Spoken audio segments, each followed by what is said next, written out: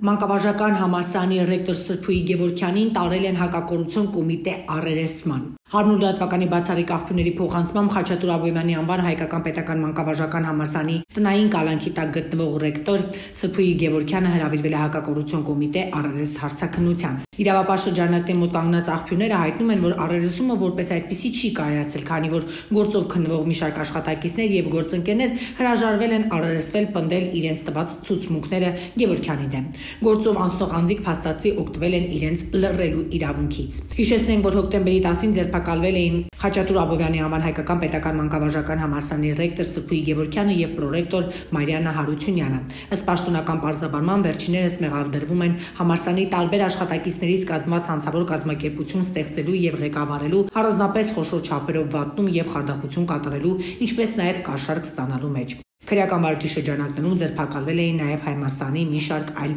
աշխատակիցներ։ Գործով նախաքննությունը հակակոռուպցիոն կոմիտեում շարունակվում է։